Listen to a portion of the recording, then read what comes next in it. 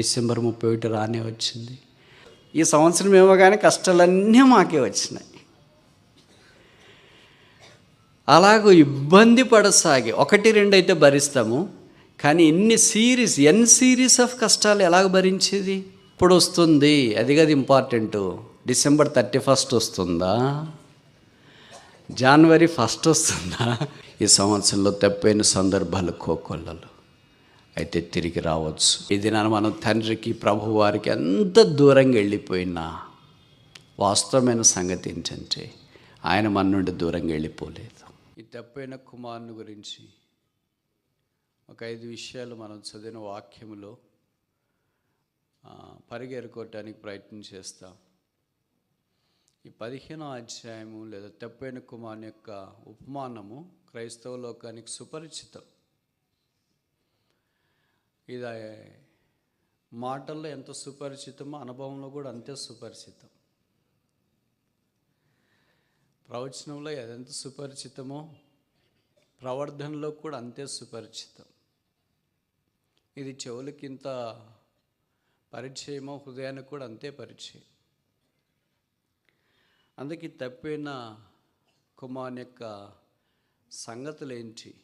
మొదటిది లూకాసు వార్త 15వ అధ్యాయం, gospel according to doctor Luke chapter 15 verse 12, 12వ వచనం. వారిలో చిన్నవాడు, తండ్రి ఆస్తిలో నాకు వచ్చు భాగమిమ్మని తన తండ్రిని అడగగా, ఆస్తి కుమారుని కాదు, ఇది తండ్రిది. తండ్రి ఆస్తి పంచేదాకా కుమారుడు అడగటానికి పాత నిబంధన ప్రకారం వీల్లేదు. కానీ కుమారుడు సంగతులు ఏం పట్టించుకోకుండా పెద్ద కుమారుడు అడగ విషయాన్ని చిన్న కుమారుడే తానే చొరవ తీసుకొని తండ్రి ఆస్తి కావాలని కోరుతున్నాడు. అంటే ఒక మాటలో చెప్పాలంటే చిన్న కుమారుడు ఏమీ సంపాదించలేదు, ఆ సంపాదన దాంట్లో పాలు పొందలేదు. ఇది ఆస్తి పూర్తిగా తండ్రిదే. కానీ చిన్న కుమారుడు ఆస్తిలో భాగము తనకు రావాల్సింది కావాలని కోరుతున్నాడు. చాలా విచిత్రం ఏంటంటే అసలు అంత ఆస్తి కుమారుడు తీసుకెళ్తే అదంతా ఎలాగ మెయింటైన్ చేస్తాడు, మేనేజ్ చేస్తాడు అనేది తండ్రి నమ్మలేడు. కుమారుడు కూడా తండ్రికి నమ్మకం పుట్టించాలనే ప్రయత్నం కూడా చేయలేదు. ఒకవేళ నాకు కొద్దిగా డబ్బులు ఇవ్వు, నేను ఎలాగ చేస్తానో చూడు, నచ్చితే బాగా మేనేజ్ చేస్తున్నాను అనుకుంటే అప్పుడు నాకు వచ్చే ఆస్తి, ప్రాపర్టీస్, బిజినెస్ ఎస్టాబ్లిష్మెంట్స్ అన్నీ నాకు ఇచ్చే అని అడగొచ్చు. అలా కాకుండా ఉన్న పాటనే అడుగుతున్నాడు. మన యుద్ధం మనం పొందింది అంతా ప్రభువుది. యాకోబు 1:17 చెప్పబడింది, శ్రేష్టమైన ప్రతి ఈవి పరసంబంధమైనదై జ్యోతిర్మయుడు తండ్రి యొద్ద నుండి వచ్చును. కనుక మనం పొందిన సమస్తము తండ్రి యొద్ద నుండి మనం పొందింది. అది కూడా నాకు ఇచ్చేసేయి. నాకు, ఈ మాట ఆలకించాలి, మాకు కాదు. కనుక మొదటిది ఏంటంటే ఈజ్ ఎ సెల్ఫిష్ సన్, స్వార్థపరమైన కుమారుడు. మాకిస్తే మేము చూసుకుంటామనే మాట కంటే నాకిస్తే అప్పుడు నేను దీని సంగతి ఆలోచిస్తా అనే మనస్సు తండ్రితో వెల్లడి చేస్తున్నట్లు మనకు అర్థమవుతుంది. మనం కూడా అనేక సందర్భాల్లో countless times, N number of times we are so self focused. నాకిచ్చేయి, నాకిచ్చేయి, నాకిచ్చేయి, నాకిచ్చేయి. This is the spirit of the prodigal son. తప్పైన యొక్క కుమారుని మనస్సు లేదా ఆలోచన ఇది సెల్ఫిష్నెస్, స్వార్థము. తండ్రికి ఇష్టం లేదు, తండ్రి ఇచ్చేదాకా ఎదురు చూడము. తండ్రి ఇవ్వటానికే కదా కుమారుని కొరకు సంపాదిస్తే. ఏ తల్లి అయినా ఏ తండ్రి అయినా సంపాదించేదంతా ఎవరి కొరకు? దారెంబడి పోయే వాళ్ళ కొరక, దాన ధర్మాలు చేసేవాళ్ళ కొరక? కుమారుని కొరకే, వాళ్ళ పిల్లల కొరకే. మరి వాళ్ళు ఎప్పుడు ఇవ్వాలనుకున్నారో వాళ్ళకి తెలుసు, వాళ్ళకి రైట్ టైం. కానీ ఆ సరైన సమయం దాకా ఎదురు చూడకుండా ముందు నాకు ఇచ్చేసేయి, ఇచ్చేసేయి, ఇచ్చేసేయి, ఇచ్చేసేయి, ఇచ్చేసేయి. చిన్నపిల్లలు మీరు చూసింటారు, ఉదయం లేచిన వెంటనే పాలు పాలు పాలు అని అరిచినారు అనుకోండి, అది వేడికి చేసింటారు స్టవ్ మీద. సరే అడుగుతున్నాడు కదా అని ఇచ్చేస్తే నోరు కాలిపోద్ది, పెదవులు కాలిపోతే ఇంక లోపలికి మంగేసాడు అనుకోండి, లోపల కూడా కాలుతుంది. అందుకని చల్లారుస్తూ ఉంటారు. కొద్దిసేపు ఎంత చల్లార్చడానికి ప్రయత్నం చేస్తే అంత ఎక్కువ అరుస్తుంటారు. అది పిల్లల యొక్క స్వభావం. ఈ తప్పైన కుమారుడు కూడా ఇలాగే ఇచ్చేసేయండి. సెల్ఫిష్నెస్, స్వార్థం. రెండవది, gospel according to doctor Luke chapter 15, లూకాసు సువార్త 15వ అధ్యాయం 13వ వచనం, వర్స్ 13. కొన్ని దినములైన తర్వాత ఆ చిన్న కుమారుడు సమస్తమును కూర్చుకొని దూరదేశమునకు ప్రయాణమైపోయి. కనుక ఈయన ఎలాంటి వాడంటే సెపరేటెడ్ సన్. తండ్రితో ఉండాలని ఇష్టం లేదు. ఒకవేళ ఆస్తి ఇచ్చినా కూడా మీరు ఉండండి, నేను ఉంటా పక్కన, నేనేమైనా పొరపాటు చేస్తే నా దగ్గరకు వచ్చి మీరు కరెక్షన్ చేయండి, సహాయం చేయండి అనే మనసు లేదు. తండ్రి యొద్ద నుండి వీలైనంత దూరం. అంత దూరం పోవాల్సిన పనే ఉంది, దగ్గరే ఉండొచ్చు కదా. ఈ దినాన్ని విశ్వాసి కూడా అంతే, దేవునికి దగ్గర ఉండటానికి ఇష్టపడట్లేదు. ఎందుకంటే దేవుడు ఎప్పుడు మనం పాయింట్అవుట్ చేస్తుంటాడు అనే భావన ఉంటుంది.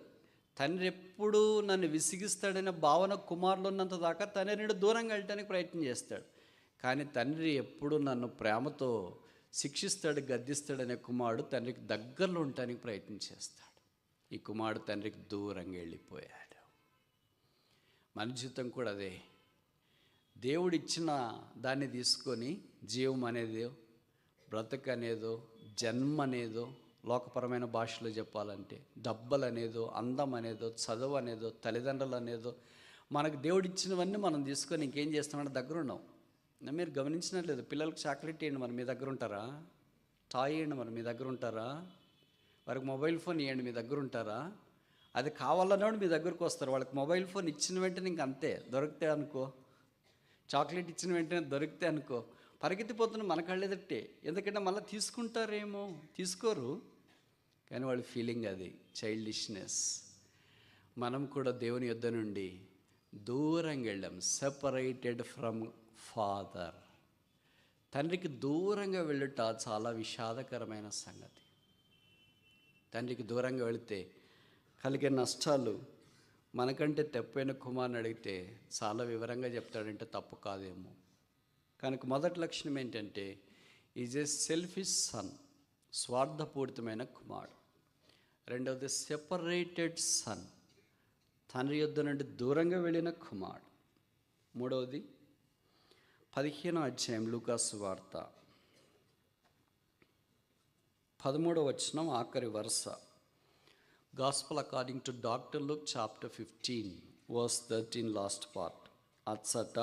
ఎచ్చట దూర దేశంలో, బహుశా ఈ దేశానికి వీసా కూడా లేదనుకుంటా, వీసా ఆన్ అరైవల్ అని పెట్టినారేమో ఫర్ ఇండియన్ పాస్పోర్ట్స్. అందుకే దూర దేశానికి వెళ్ళినా కూడా ఆయనకేం ప్రాబ్లం లేదు. అక్కడికి వెళ్ళిన తర్వాత చాలా సంతోషంగా సరదాగా ఉన్నాడా అని అంటే ఇక్కడ రాయబడింది ఎచ్చట తండ్రికి దూరంగా, తండ్రి ప్రేమకు, తండ్రి వలయానికి, తండ్రి ఆశీర్వాదానికి, తండ్రి మేలుకు, తండ్రి క్షేమానికి దూరంగా తన ఆస్తిని దుర్వ్యాపారం వలన పాడు చేసేను. స్పెండింగ్ సన్, పాడు చేసే వ్యక్తి అంటే ఖర్చు పెట్టే కుమారుడు. ఖర్చు పెట్టేదంతా తండ్రి పెట్టాలనుకుంటాడు, కానీ తండ్రి సరిగ్గా పెడతాడో లేదో, నాకు అవసరమైన పాపాలన్నీ చేయటానికి తండ్రి ఎలాగిస్తాడు? అందుకనే నేనైతే ఫ్రీగా ఉంటాను కదా, ఫ్రీడమ్. మనం సాధారణంగా ఫ్రీడమ్, స్వేచ్ఛ కావాలని ప్రయత్నం చేస్తుంటాం. ఈ కుమారుడు కూడా అలాగే అనుకున్నాడు. తండ్రి నన్ను ఖర్చు పెట్టనివ్వడు. తండ్రి ఆస్తే తండ్రి ఖర్చు పెట్టడానికి అన్ని విషయాల్లో యోగ్యుడు, కానీ తండ్రి మాట వినటానికి కుమారునికి ఇష్టం ఉండదు. మనం కూడా దేవుడు మనకి ఇచ్చినవన్నీ దుర్వ్యాపారం వల్ల పాడు చేశాం. ఇచ్చినవన్నీ అంటే ఏమీ లేదు, అన్నీ ఇచ్చాడు. జీవం ఇచ్చాడు, జన్మ ఇచ్చాడు, గాలి ఇచ్చాడు, వెలుతురు ఇచ్చాడు, సమయం ఇచ్చాడు, ఆరోగ్యం ఇచ్చాడు, అందం ఇచ్చాడు, చదువు ఇచ్చాడు, డబ్బులు ఇచ్చాడు, తల్లిదండ్రులను ఇచ్చాడు, కుటుంబాన్ని ఇచ్చాడు, ఉద్యోగం ఇచ్చాడు, ఆస్తి ఇచ్చాడు, సంపాదన ఇచ్చినాడు, తలాంతులు ఇచ్చినాడు, సమయం ఇచ్చినాడు. ఎన్ని ఇచ్చినాడో లెక్కలేనివన్నీ దేవుడు మనకి ఇచ్చినాడు. వాటన్నిటినీ దుర్వ్యాపారం వలన పాడు చేసి స్పెంట్ అవుట్, అన్నీ ఖర్చు చేయబడినాయి. There was nothing left for his disposal. ఆయనకి ఏది వాడుకోవటానికి తన దగ్గర ఏమీ లేనంతగా ఖర్చు చేశాడు. ఇంకా స్పెండింగ్ సన్, దుర్వ్యాపారం వలన పాడు చేసి ఖర్చు చేసే కుమారుడు. 4వది లూకాసు వార్త 15వ అధ్యాయం, gospel according to doctor Luke chapter 15 verse 15. తెలుగులో మనకు 14-15 కలిసి ఉన్నాయి. అదంతయు ఖర్చు చేసిన తర్వాత దేశమందు గొప్ప కరువు రాగా వాడు ఇబ్బంది పడసాగే. విచిత్రం ఏంటంటే అదంతా ఖర్చు చేసిన తర్వాత కరువు వచ్చింది. కొద్దిగా మిగిలినప్పుడు కరువు రావచ్చుగా. కొన్నిసార్లు సిచ్యువేషన్స్ కూడా అలాగే జరుగుతాయి. ఎంత మ్యాచ్ అవుతుందంటే డెడ్లీ మ్యాచ్, మిస్ మ్యాచ్ కాదు, అట్లాంటివి రైట్ మ్యాచ్ అవుతాయి. దైవికమైనది మిస్ మ్యాచ్ అవుతుందేమో. మదనికి వెళ్ళాలనుకున్నాడు, బస్ మిస్ కావచ్చు, పర్స్ మిస్ కావచ్చు, ఇలాంటి మిస్ మ్యాచ్ అవుతాయి బహుశా దైవికమైన కార్యాలకి. కానీ దైవికముగానే కార్యాలకి డెడ్లీ మ్యాచ్ ఎలాగ మనకు అనిపిస్తుంది అంటే, అబ్బా ఇది బహుశా దేవుని చిత్తమేమో అన్నట్టుగా అనిపిస్తుంది. విచిత్రం ఏంటంటే ఈయన దగ్గర ఉన్న డబ్బులన్నీ ఖర్చు అయిపోయిన తర్వాత దేశమందు కరువు రాగా, గొప్ప కరువు రాగా వాడు ఇబ్బంది పడసాగి సఫరింగ్ సన్. ఎప్పుడైనా మనం గుర్తుపెట్టుకోవాల్సింది ఏంటంటే, ఎంత మనం తండ్రికి దూరంగా వెళ్తామో సాధారణంగా మనం తెచ్చుకునే శ్రమలు లేదా మనకు వచ్చే శ్రమలు, మన భాషలో చెప్పాలంటే 90% మన వల్లే వస్తాయి. అంటే మనం చేసే కార్యాల వల్లే వస్తాయి. కేవలం 10% మాత్రము ఎవరో మీలాంటి భక్తులు అనుకుంటారు కదా, యోగుకు శ్రమలు రాలేదా అని. నాకు తెలిసి యోగు లాంటి భక్తులు లేరు అనుకుంటా. ఉన్న ఆస్తి అంతటిని దుర్వ్యాపారం వల్ల పాడు చేసినాం. ఎందుకు ఈ ఇబ్బంది? అన్నిటికంటే తండ్రి యొక్క ప్రేమను పొందటానికి యోగ్యుడై ఉండి తండ్రి ప్రేమను కాలదనటానికి కూడా ఇష్టపడినా, అందుకే ఇబ్బంది. ఏ ఇబ్బంది ఇక్కడ రాయబడలేదు. బహుశా రకరకాలైన ఇబ్బందులు వచ్చిండొచ్చు. ఆహారం కొరకు ఇబ్బంది, వస్త్రాల కొరకు ఇబ్బంది, ఇంటి కొరకు ఇబ్బంది, స్నేహితుల కొరకు ఇబ్బంది, అన్ని రకాలైన ఇబ్బందులు వస్తాయి. ఒక ఇబ్బంది అంటే భరించుంటాడు. మనం కూడా అంతే, ఒక కష్టమైతే భరిస్తాం. ఈ సంవత్సరం ఏమో కానీ కష్టాలన్నీ మాకే వచ్చినాయి. అలాగూ ఇబ్బంది పడసాగి 1-2 అయితే భరిస్తాము, కానీ ఎన్ సిరీస్ ఆఫ్ కష్టాలు ఎలాగ భరించేది? ఇబ్బంది పడసాగి కనుక ఈ కుమారుడు ఇబ్బంది పడే దుస్థితిలోనికి తీసుకురాబడ్డాడు. 5వది ఆఖరి చూస్తామా? లూకాసు వార్త 15 gospel according to doctor Luke chapter 15 16వ వచనం. వాడు పందులు తిను పొట్టుతో తన కడుపు నింపుకొని ఆశపడను కానీ ఎవడనో వానికి ఏమీ ఇయ్యలేదు. స్టార్వింగ్ సన్, ఆకలిగొన్న కుమారుడు. ఎక్కడి నుండి ఎక్కడికి వెళ్ళాడు? ఆస్తి నుండి ఆకలికి. This is the fall of every believer. Starts at the property, goes all the way to the pauperism. ఎక్కడో ఆస్తితో ఆరంభించినాడు. తండ్రి నా ఆస్తి నాకు ఇచ్చే అన్నాడు. ఇప్పుడు ఎక్కడికి వచ్చాడంటే ఆకలి దగ్గరికి వచ్చినాడు. Starving son. మనం కూడా బహుశా ఈ తప్పైన కుమారుని యొక్క స్థితిలోనే ఉన్నామంటే తప్పు కాదేమో. ఇంకో మాటలో చెప్పాలంటే నేరుగా సూటిగా ఈ తప్పైన కుమారుని స్థలమే మన స్థలం అంటే తప్ప. ఎంత ఆకలి కొన్నాడంటే, ఒకరోజు అయితే భరిస్తాం, 2 రోజులైతే భరిస్తాం, 1 వారం అయితే భరిస్తాం. పందుల పొట్టు తినే అంత ఆకలి కొన్నాడంటే ఎన్ని రోజులు ఈ ఆకలి భరించిండాలా? ఆకలి చాలా కష్టమైంది. బహుశా మీలో చాలామందికి తెలియదేమో దీని సంగతి. అందుకనే కొన్నిసార్లు మనం చూస్తుంటాం, బయట రోడ్డు మీద వెళ్ళే వాళ్ళ ఆ డస్ట్బిన్లో ఉండేది కూడా ఏదైనా తీసుకుని తినడానికి ప్రయత్నం చేస్తుంటారు. వాళ్ళు పాడైందా, పాసిపోయిందా, బాగుందా, హైజీనిక్గా ఏమి ఉండదు. ఎందుకంటే నిద్ర సుఖం తెలియదు, ఆకలికి రుచి తెలియదు. పందులు పొట్టిచ్చినా కూడా ఆయనకి బవాచి ప్యారడైస్ బిర్యానీ మాదిరి ఉండవచ్చు. ఆ స్థితిలోనికి వెళ్ళాడు. కానీ ఇక్కడ రాయబడిన మాట అంటే, ఎవడునో వానికి ఏమీ ఇయ్యలేదు. This is one of the saddest statements written in relation to the prodigal son. ఎవడునో వానికి ఏమీ ఇయ్యలేదు. ఆయన దగ్గర రాస్తున్నప్పుడు ఎంతమంది దుర్వ్యాపారం వల్ల పాడు చేసి, ఎవడు మనకేమీ లేని ఒక పరిస్థితి వస్తుంది. ఎవ్వరు సహాయం చేయలేని పరిస్థితి, ఎవ్వరు ఆదుకోలేని పరిస్థితి, ఎవ్వరు బాగు చేయలేని పరిస్థితి, ఎవ్వరు పైకెత్తలేని పరిస్థితి దగ్గరికి ఒక దినాన మనం వస్తాం. ఈ 5 రకాలైన స్థితిలోనే తప్పిన కుమారుడు అక్కడే ఉంటే బహుశా ఈ దినాన మనం చదువుకోవాల్సిన పని లేదనుకుంటా. ఆ కుమారుడు ఒక్కడిగానే ఉండింటే బహుశా అదే స్థితిలో ఉంటాడు. కానీ ఆ కుమారుడుకున్న ఒకే ఒక హోప్, నిరీక్షణ ఏంటంటే తండ్రి ఉన్నాడు, ఆయన చనిపోలేదు. He was not dead, he was alive. ఈ దినాన మనం తండ్రికి, ప్రభు వారికి ఎంత దూరంగా వెళ్ళిపోయినా వాస్తవమైన సంగతి ఏంటంటే ఆయన మన నుండి దూరంగా వెళ్ళిపోలేదు. ఆయన మనవలే స్వార్థము లేదు, ఆయన మనవలే వేరుగా మనకు ఉండాలని ఇష్టపడట్లేదు. అందుకనే తిరిగి తప్పైన కుమారుడు తండ్రి దగ్గరికి రావాలని ఇష్టపడ్డాడు. బైబిల్లో రాయబడింది 17వ వచనం, అయితే this is the top class conjunction. అయితే ఈ 5 రకాలైన దుస్థితిలో ఉన్నా కూడా అయితే అనే మాట లేకపోయింటే ఎలాగ ఉండేదో ఊహించుకోలేం. మొదటిదేంటి? సెల్ఫిష్ సన్, స్వార్థపూరితమైన కుమారుడు. రెండవది ఏంటి? సెపరేటెడ్ సన్, తండ్రి నుండి దూరంగా వెళ్ళిపోయినవాడు. మూడవది ఏంటి? స్పెండింగ్ సన్, దుర్వ్యాపారం వల్ల పాడు చేసినవాడు. నాలుగవది ఏంటి? సఫరింగ్ సన్, ఇబ్బంది పడసాగినవాడు. ఐదవది ఆఖరిది starving son.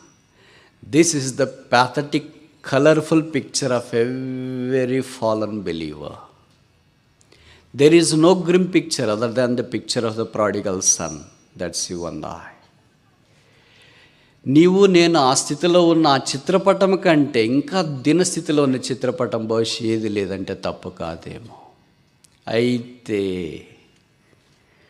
This is the fabulous word. But బుద్ధి వచ్చినప్పుడు, బుద్ధి ఎప్పుడు వస్తుంది? బుద్ధి వచ్చినప్పుడు బాగుంది. ఎప్పుడు వస్తుంది? అది కాదు ఇంపార్టెంటు. డిసెంబర్ 31 వస్తుందా? జనవరి 1 వస్తుందా? డిసెంబర్ 25 వస్తుందా? ఎప్పుడు బుద్ధి వచ్చేది? ప్రతిరోజు బుద్ధి వస్తే బాగుండు, ప్రతి వారం బుద్ధి వస్తే బాగుండు, ప్రతి నెల బుద్ధి వస్తే బాగుండు, ప్రతిసారి బుద్ధి వస్తే బాగుండు. అట్లా రాదే. ఎప్పుడూ బుద్ధి వస్తుంది. ఎప్పుడు బుద్ధి వస్తుంది? ఇక్కడే జవాబు రాసినారు. బైబిల్ చాలా అందమైనది. ప్రశ్నలు అక్కడే ఉంటాయి, జవాబులు అక్కడే ఉంటాయి. ఎవరికి? కళ్ళున్న వాళ్ళకి, ఎవరికి? చదివే వాళ్ళకి, ఎవరికి? అర్థం చేసుకునే వాళ్ళకి, ఎవరికి? వినే మనస్సు కలిగిన వారికి. ఎప్పుడు వస్తుంది బుద్ధి? కింద రాశారు 17వ వచనం. అయితే బుద్ధి వచ్చినప్పుడు వాడు, నా తండ్రి యొద్ద ఎంతోమంది కూలివాండ్రకు అన్నం సమృద్ధిగా ఉన్నది, నేనైతే ఇక్కడ ఆకలికి చచ్చిపోతున్నాను. బుద్ధి ఎప్పుడు వస్తుందంటే ఎప్పుడు చచ్చిపోయే స్థితిలో వస్తావో. అందుకే హాస్పిటల్కి వెళ్ళండి, అక్కడ ఐసీయూలో పెట్టింటారు అనుకో, అంత దెబ్బకి సెట్ అయింటారు. ఎవరు ఇంకేం గుర్తురాదు వాళ్ళకి. డబ్బులు ఇన్ని ఉన్నాయండి, మీకు బ్యాంక్ బ్యాలెన్స్ ఇంత ఉంది, అది ఉంది, ఏం గుర్తురాదు. ఇన్ని డ్రెస్సులు ఉన్నాయి మీకు, ఇన్ని మొబైల్ ఫోన్స్ ఉన్నాయి, ఏం గుర్తురాదు. చచ్చిపోతున్నప్పుడు, ఆకలికి చచ్చిపోతున్నప్పుడు, ఎక్కడి దాకా వెళ్ళాడు ఈ కుమారుడు? తండ్రి దగ్గరున్న ఆ స్థితిలో నుండి ఇక్కడ చచ్చిపోయే స్థితికి వెళ్ళాడు. ప్రతి విశ్వాసిని సాతాను ఇలాగే చేస్తాడు. ఈ brings them down to the place of death. చచ్చిపోయే స్థలానికి తీసుకుని వస్తాడు. అయితే ప్రభుకు స్తోత్రాలు. చచ్చిపోయే సమయంలో అంటే ఒకరోజు ఆకలికి చచ్చిపోతారా, 2 రోజులు ఆకలికి చచ్చిపోతారా, 3 రోజులు ఆకలికి చచ్చిపోతారా? మామూలుగా 40 రోజులు ఆకలి భరించవచ్చు అంత. కొంతమంది ఆకలికి చచ్చిపోయే స్థితి వచ్చినాడంటే బహుశా నెల దాటిపోయి ఉంటుంది భోజనం లేకుండా. ఇప్పుడు నెల తర్వాత వచ్చిందేమో. చచ్చిపోయే పరిస్థితి వచ్చినప్పుడు ఏమొస్తుంది? బుద్ధి వస్తుంది. ఇప్పుడు బుద్ధి రావాలంటే ఏం కావాలా? అంటే భౌతికంగా చావని కాదు దీని అర్థము. ఆత్మలో, శరీరంలో పరిస్థితులు అన్నీ చనిపోయిన స్థితి వచ్చినప్పుడు, బుద్ధి వచ్చినప్పుడు ఆశ్చర్యకరమైన సంగతి ఏంటంటే, ఇక్కడ బుద్ధి వచ్చినప్పుడు దూరదేశం గుర్తు రాలేదు, ఆస్తి గుర్తు రాలేదు, పందులు గుర్తు రాలేదు, పొట్టు గుర్తు రాలేదు, దూరస్తులలో ఒకని చెంత చేరి అది గుర్తు రాలేదు, తనకు సంబంధించింది ఏమీ గుర్తు రాలేదు. అసలు మనకు బుద్ధి వచ్చిందా లేదని ఎలాగ తెలుసుకోవాలా? మీరు అనుమతిస్తే 5 విషయాలు చెప్తా. దాన్ని బట్టి మనకు బుద్ధి వచ్చిందా లేదా, ఉందా లేదా. ఫస్ట్ పాయింట్, మొదటిది 17వ వచనం, gospel according to doctor Luke chapter 15, లుక 17వ వచనం. అయితే బుద్ధి వచ్చినప్పుడు వాడు నా తండ్రి. బుద్ధి వచ్చింది అనటానికి మొదటి సిమ్టమ్ ఏంటంటే, గుర్తు ఏంటంటే, ఎవరు గుర్తొస్తారు? ఫాదర్. అన్న కాదు, ఆస్తి కాదు, తన సౌకర్యం కాదు, గొప్పతనం కాదు, ఫాదర్. నాకు ఎప్పుడైతే తండ్రి గుర్తొస్తాడో అప్పుడు అర్థం ఏంటంటే, నాకు బుద్ధి రావటానికి ఆరంభించింది. ప్రభు సన్నిధిలోనికి వచ్చిన మనము బుద్ధి వచ్చిన ఈ కుమారుని వలె ఉంటే ఎంత బాగుండ్రు, తండ్రి గుర్తొస్తే ఎంత బాగుండ్రు. గుర్తొచ్చి తండ్రికి అక్కడే ఉత్తరం రాస్తా, టెక్స్ట్ చేస్తానులే, గ్రీటింగ్స్ పంపిస్తానులే అని అనుకోలేదు. తండ్రితో పాటు వరుసగా ఇది పుల్ డౌన్ మెనూ మాదిరి గుర్తొచ్చేస్తుంది. మొదటి తండ్రి గుర్తొచ్చాడు. రెండవది ఏంటి? 17వ వచనం, ఎంతోమంది కూలివాన్రు ఉన్నారు. ఫ్యామిలీ గుర్తొచ్చింది. మొదటిది ఫాదర్, రెండవది ఫ్యామిలీ, మూడవది ఏంటి? అన్నము సమృద్ధిగా ఉంది, ఫుడ్, ఆహారం గుర్తొచ్చింది. తండ్రి దగ్గర ఎప్పుడు కొద్ది ఉండదు, సమృద్ధిగా ఉంటుంది. ఇంతకుముందు వెళ్ళినప్పుడు దుర్వ్యాపారం వలన పాడు చేసిన తర్వాత కరువు వచ్చినప్పుడు మిక్కిలి ఇబ్బంది పడసాగినప్పుడు పందల పొట్టు బహుశా కొద్దిగా వడ్డించినారేమో, అది కూడా కప్పులతో. కానీ ఇక్కడికి వచ్చేటప్పుడు ఏమైందంటే సమృద్ధి, ఫాదర్స్ హౌస్ ఈజ్ ఫుల్. కనుక ఇక్కడ ఏం జ్ఞాపకం చేస్తుందంటే, మొదటిది ఫాదర్, రెండవది ఫ్యామిలీ, మూడవది ఫుడ్, నాలుగవది ఫుల్నెస్.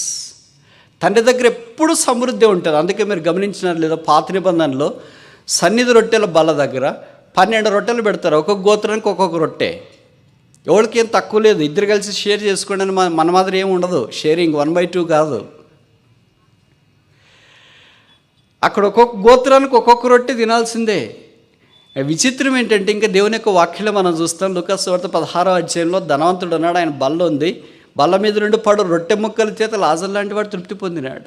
కనాను స్త్రీ యేసుప్రభు దగ్గరికి వచ్చింది, అమ్మ ఇది నీ కొరకు కాదు కదా అంటే, అయ్యా బల్ల మీద నుండి పడు రొట్టె ముక్కలు కుక్కలు ఏరుకొని తింటాయి కదా అని.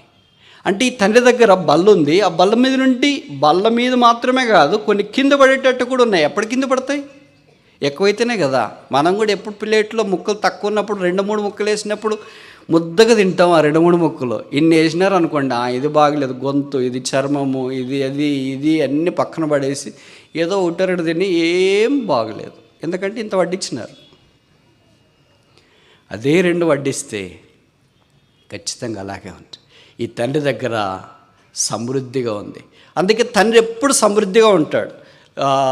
ఆదికాండం 1వ అధ్యాయంలో చూస్తే మనము యేసుప్రభు దేవుడు సృష్టిని ఏర్పాటు చేసేటప్పుడు సముద్రములో చేపలు కలుగునగాక అనే చెప్పలేదు, let the sea bring forth fish అనే చెప్పలేదు. ఏం చెప్పాడంటే, let the sea bring forth fish abundantly, సమృద్ధిగా. కనుక దేవుడిచ్చేది విశేషణ లేకుండా ఎప్పుడు ఇవ్వడు. నిర్గమకాండం 15వ అధ్యాయంలో వాళ్ళు చూస్తాము, మన దేవుడు జయించెను అని మాత్రమే చెప్పబడలేదు. అవర్ గాడ్ ట్రయాంఫెంట్ అని మాత్రమే చెప్పబడలేదు. ట్రయాంఫెంట్ గ్లోరియస్లీ, అతిశయింప జయించెను. Every time whatever God gives we have a objective. దేవుడిచ్చే ప్రతి సందర్భంలో మనకేముంటుందంటే విశేషణం ఉంటుంది, సమృద్ధిగా ఉంటుంది. ఆ సమృద్ధి అయిన తండ్రి సన్నిధి ఇప్పుడు ఆ కుమారునికి గుర్తొచ్చింది. చివరిదిగా ఇక్కడ వాక్యంలో మనం చూస్తాం, 20వ వచనం, లూకాసు వార్త 15:20, gospel according to doctor Luke chapter 15:20. వాడు ఇంకా దూరముగా ఉన్నప్పుడు తండ్రి వారిని చూచి కనికరపడి పరిగెత్తి వాని మెడ మీద పడి ముద్దు పెట్టుకొనెను. కనికరము, favour. Oh what a contrasting picture it is. కుమారుని యొక్క చిత్రపటమేమో మనం చూసాము, ఇక్కడ తండ్రి యొక్క చిత్రపటమేమో మనం చూస్తున్నాం. బుద్ధి వస్తే చిత్రపటం ఎలాగుంది, బుద్ధి లేకపోతే చిత్రపటం ఎలాగుంది? ఈ రెండింటికి ఉన్న తేడా ఒక్కటే, బుద్ధి. ఎవరా బుద్ధి? మనం పరీక్షలప్పుడు ప్రార్థన చేస్తాం కదా, కొలస్సీ పత్రికల్లో ఒక రెఫరెన్స్ కోట్ చేసి, గుర్తు రావట్లేదా? బుద్ధి జ్ఞానములు సర్వసంపదలు దేవుని యందు. ఇప్పుడు గుర్తొచ్చింది అనుకోండి అందరికీ. ఎవరా బుద్ధి? యేసుక్రీస్తు ప్రభువే. దేవుని యొద్ద నుండి స్వార్థముతో దూరంగా వెళ్ళిపోయి దుర్వ్యాపారముతో అంత పాడు చేసి ఇబ్బంది పడసాగి తండ్రి దగ్గరికి రావటానికి ముఖం లేకుండా చచ్చిపోయే స్థితికి వచ్చిన. There is no place other than the cross for a dying sinner that gives a hope. చనిపోయే వ్యక్తికి నిరీక్షణ ఇచ్చేది యేసుప్రభు యొక్క శిలువ తప్ప ఇంకేమీ ఈ లోకంలో లేదు. ఆ చనిపోయే వ్యక్తి దగ్గరికి వెళ్ళి బిర్యానీ ఇచ్చిన తృప్తి ఉండదు, బట్టలు ఇచ్చిన తృప్తి ఉండదు, ఫోన్ ఇచ్చిన తృప్తి ఉండదు, ఆస్తి ఇచ్చిన తృప్తి ఉండదు. ఏం కావాల? నిరీక్షణ. There is a hope for a dying soul. మనం కూడా ఈ సంవత్సరం అంతట్లో ఎన్ని విషయాల్లో తప్పిపోయినాం. ఎక్కడైనా తప్పిపోయింటని నేను అనను, ఎందుకంటే బతకే అదే. ఇంకా మళ్ళీ దానికి క్లాస్ పెట్టుకోవడం ఎందుకు, కవరేజ్ ఇచ్చుకోవడం ఎందుకు? నెట్వర్క్ల మాదిరి బిలీవర్స్కి రకరకాల నెట్వర్క్ల మాదిరి కవరేజ్ చాలా అలవాటు అయిపోయింది. ఇది ఎక్కడైనా తప్పిపోయి ఉంటే అసలు బాగుంటే కదా తప్పిపోవటానికి. ఉండేదే అది, బతకే అది. అరికాలం మొదలుకొని నన్నెత్తి దాకా ఏషియా అవుట్లో చెప్పబడింది. ఇది అవిశ్వాసుల కొరకు కాదు. యెషయా గ్రంథం అవిశ్వాసుల కొరకు కాదు, విశ్వాసుల కొరకే. రోమాపత్రిక అవిశ్వాసుల కొరకు కాదు, విశ్వాసుల కొరకే. కనుక రాయబడిన సంగతులన్నీ మనల గురించే. It's a candid colourful picture of a believer. విశ్వాస యొక్క చక్కటి తైలవాడిని చిత్రపటం అది. ఇంక నేను ఎక్కడికి వెళ్ళగలను? అందుకే అపోస్తలుడైన పౌలు అన్నాడు, అయ్యో ఇట్టి దౌర్భాగ్యమైన శరీరం నుండి నన్ను ఎవడు విడిపించగలడు? కనుక ఆ శిలువ దగ్గరికి మనం వచ్చినప్పుడు శిలువలో కార్చబడిన రక్తము ప్రతి పాపమును కడిగి శుద్ధీకరిస్తుంది. యోహాను రాసిన మొదటి పత్రిక 1వ అధ్యాయంలో మనం చూస్తాం. యోహాను రాసిన ఆ పత్రిక కూడా సువార్త పత్రికలు కూడా క్రైస్తవేతరులకు కాదు, క్రైస్తవులకి. యేసు రక్తం ప్రతి పాపము నుండి మనలను కడిగి శుద్ధీకరించును. ఈ సంవత్సరంలో తప్పైన సందర్భాలు కోకొల్లలు అయితే తిరిగి రావచ్చు. బుద్ధి వచ్చింది అనుకుంటే తండ్రికి దూరం అయిపోయినా తండ్రి నన్ను చేర్చుకుంటాడో లేదో, నేను ఆయనకి ఏమన్నా భారం అయితేనేమో, నన్ను భరించలేడేమో, నన్ను చూసుకోడేమో, నన్ను ఇంతకు ముందు మాదిరి ట్రీట్ చేయడేమో, ఇప్పుడు ట్రీట్మెంట్ మారుతుందేమో, ఇవన్నీ మనం అనుకుంటాం. ఎందుకంటే మనం అలాగ ప్రవర్తిస్తాం కదా వేరే వాళ్ళతో. కానీ తండ్రిలో అలాంటి ప్రవర్తన ఏముండదు. ఇంతకుముందు కుమార్ని ఎలాగ చూశాడు, ఇప్పుడు కూడా అలాగే చూడాలనుకున్నాడు. ఇంతకుముందు కుమార్ని ఎలాగ ప్రేమించాడు, ఇప్పుడు కూడా అలాగే ప్రేమించాలనుకున్నాడు. ఇంతకుముందు కుమార్ని ఎలాగ స్వీకరించినాడు, ఇప్పుడు కూడా అలాగే స్వీకరించాలనుకున్నాడు. తండ్రి ప్రేమలో ఎంత మాత్రం మార్పు లేదు. ఈ తప్పైన కుమార్ని తండ్రి అంగీకరించడానికి ఒక సామాన్యమైన విధానంలో పరిగెత్తి వెళ్ళాడు. కానీ తప్పిపోయిన మనల్ని తండ్రి యేసుక్రీస్తులు అంగీకరించడానికి తన కుమార్ని శిలువ మీదకి పంపించినాడు. ఆ కుమార్ని యొక్క తల మీద ముళ్ళ కిరీటం, ముఖం మీద ఉమ్మి, చేతుల్లో మేకులు, దేహమంతా కొడ దెబ్బలు, ప్రక్కల్లో బల్లెపోటు, ఆ ఊట వలె కల్వరి శిలువలోని కార్చబడిన రక్త ప్రవాహంలోనికి తప్పిపోయిన మనము చేరి వచ్చినప్పుడు కడిగి శుద్ధీకరించబడి బుద్ధి వచ్చి తండ్రి అప్పుడు మనకు గుర్తొస్తుంది. ఎన్ని పడిపోయాము. ప్రార్థనలో, వాక్యంలో, మందిరికి రావడంలో, దేవుణ్ణి సేవించడంలో. ఆయన ఆస్తి తీసుకొని వృద్ధి పొందించడానికి బదులుగా ఎవరైనా తండ్రి ఆస్తి కుమారుడు తీసుకున్న తర్వాత దాన్ని వృద్ధి పొందించాలి, దాన్ని ఇంకెక్కువ చేయాలి, ఆరోగ్యం ఇంకా ఎక్కువ చేసుకోవాలి, శ్రమ ఇంకెక్కువ చేసుకోవాలి, ఇచ్చిన తలాతలు ఇంకెక్కువ చేసుకోవాలి, 2, 4 చేసుకోవాలి, 5, 10 చేసుకోవాలి, 1, 2 చేసుకోవాలి. ఇలా కాకుండా ఉన్నది కూడా దుర్వ్యాపారం వల్ల పాడు చేసి ఇప్పుడు తండ్రి నువ్వు అవసరం లేదు, గెట్ అవుట్, నా ఆస్తి పాడు చేసావు. మనకు ఇంకోటి ఏముంటుందంటే మన పేరు ప్రతిష్టలు పాడు చేసావు, ఊర్లో తలెత్తుకోలేకుండా చేసావు, నాకు అవమానం తీసుకొని వచ్చినావు, నువ్వు కుమారుడని అనిపించుకోవటానికి యోగ్యుడో కాదు వెళ్ళు అని చెప్పలేదు. తండ్రి వాడు ఇంకా దూరంగా ఉన్నప్పుడు బైబిల్లో పరిగెత్తి తండ్రి పోయింది ఇది ఒక్క సందర్భంలోనే. This is the only incident where father has ran for us. December 31 రానే వచ్చింది. పలానా రైలు అక్కడి నుండి ఇక్కడికి వస్తుందని వీళ్ళకి తెలుసు. స్టేషన్కి ఆయన భార్య ఇద్దరు వెళ్ళారు. బహుశా అది మధ్యాహ్నం అనుకుంటా వస్తాడు కుమారుడు వస్తాడు అనుకున్నారు. రైలు రానే వచ్చింది. దిగేవాళ్ళు ప్లాట్ఫామ్లో దిగారు, వాళ్ళ దాన్ని వాళ్ళు వెళ్ళిపోయారు. కుమారుడు లేడు. మనం ఏమన్నా పొరపాటు విన్నామా? వాడు January 1 వస్తానన్నాడా, December 31 వస్తానన్నాడా? భార్యాభర్తలు ఇద్దరు మాట్లాడుకున్నారు. లేదు, December 1 బహుశా రేపు ఏమన్నా వస్తాడేమో, ఈరోజు టికెట్లు దొరకలేదేమో. ద నెక్స్ట్ డే తిరిగే రోజు వచ్చినారు. స్టేషన్లో కుమారుని కొరకు ఎదురు చూసినారు. రైలు వచ్చింది, వెళ్ళిపోయింది, కుమారుడు రాలేదు. 3వ రోజు వచ్చినారు, అదే తంతే, కుమారుడు రాలేదు. ఇరుగు పొరుగు అనుకున్నారు, ఏంటి మీ కొడుకు వస్తాడన్నాడు ఇంకా రాలేదేంటి? ఏమో మొదటి రోజు చూసాం రాలేదు, 2వ రోజు చూసాం రాలేదు, 3వ రోజు చూసాం రాలేదు. అయ్యో వాడు మిలిటరీలో పనిచేస్తున్నాడు రాలేదు. మరి ఫోన్ చేయకపోయారా? ఫోన్ చేస్తే స్విచ్ ఆఫ్ వస్తుంది. ఎవరినైనా అడగకపోయారు, ఎవరిని అడగాలో తెలియట్లేదు. ఇలాగ మీరు ఉంటే కష్టము, మీరు వెళ్ళి పోలీస్ స్టేషన్లో కంప్లైంట్ ఇవ్వాలా, ఎందుకంటే గవర్నమెంట్ ఉద్యోగస్తుడు కదా, 3 రోజుల నుండి రెస్పాండ్ కాలేదంటే ఖచ్చితంగా మీరు పోలీస్ స్టేషన్లో కంప్లైంట్ ఇవ్వాలా. వెళ్ళి పోలీస్ స్టేషన్లో కంప్లైంట్ ఇచ్చినారు. మా కుమారుడు వస్తానన్నాడు, ఇప్పుడు దాకా రాలేదు, ఫోన్ చేస్తే స్విచ్ ఆఫ్ అయింది. భార్యాభర్తలు ఇద్దరు ఇంటికి వచ్చినారు. 2 రోజులు గడిచిన తర్వాత ఓ దినం మధ్యాహ్నం తలుపు శబ్దమైంది. ఏంటా శబ్దం అని తలుపు తీశారు. ఎదురుగా పోలీసు నిలబడినాడు. సార్ మిమ్మల్ని స్టేషన్కి రమ్మంటున్నారు పోలీస్ ఆఫీసర్. తల్లిదండ్రులు ఇద్దరు పోలీస్ వెహికల్ ఎక్కారు, స్టేషన్కి వెళ్ళారు. అప్పుడు అక్కడున్న పోలీస్ ఆఫీసర్ చెప్పాడు, సరే మీరు నాతో పాటు ఊరి బయటికి రండి. వాళ్ళందరినీ అంటే తల్లిదండ్రులను ఊరు బయటికి వెహికల్లో తీసుకెళ్ళాడు. ఒక పాడుబడిన బిల్డింగ్ ఉంది, అక్కడ ఏదో ఒక శవం ఉంది. మా స్టేషన్లో మిస్సింగ్ ఒకే ఒక కేసు నమోదైంది, అది మీదే. అక్కడ ఒక శవం ఉంది, నాకు ఎందుకు అనుమానం వస్తుంది. మీ ఇద్దరు ఎవరో వాళ్ళు దిగి చూసిరండి, మీదేనా కాదా? అప్పుడు తండ్రి అన్నాడు, మా కొడుకు అట్లాంటి చేతగానవాడు ఎందుకు? వాడు ఆత్మహత్య చేసుకున్నంతటి వాడు కాదు నా కొడుకు. అలాంటి వాడు మిలిటరీకి ఎందుకు వెళ్తాడు? మిలిటరీకి వెళ్ళాడంటే ఎంత ధైర్యం ఉన్నాడు, స్వచ్ఛశక్తి ఉన్నాడు. అలాంటి వాడు వచ్చి ఆత్మహత్య ఎందుకు చేసుకుంటాడు? నేను దిగు, మాకు ఎవరో ఉంటారు, మీరు ఎవరిని తీసుకుని వచ్చి మమ్మల్ని బెదిరిస్తున్నారు, భయపడిస్తున్నారంటే మేము రామని. అప్పుడు ఆ పోలీస్ ఆఫీసర్ తల్లిని బతిమలాడాడు, అమ్మ ఒక్కసారి వచ్చి చూడండి అని. తల్లి నేరుగా పాడుబడిన బిల్డింగ్లోకి వెళ్ళింది. ఆ పడిన యవ్వన దేహం చూసింది, నమ్మలేకపోయింది. సొమ్ముశిల అలాగే కూలిపోయింది. అది కుమారుని దేహం. తండ్రి ఇక్కడ ఎదురు చూస్తున్నాడు వెహికల్లో, వస్తుంది ఇంకా భార్య వస్తుందని. ఏంటమ్మాయి రాలేదు అని అంటే అక్కడ పలికేవాళ్ళు ఉంటే కదా, ఏంటి రాలేదని ఈయన ఆ వెహికల్ దిగేసి అక్కడికి వెళ్ళాడు.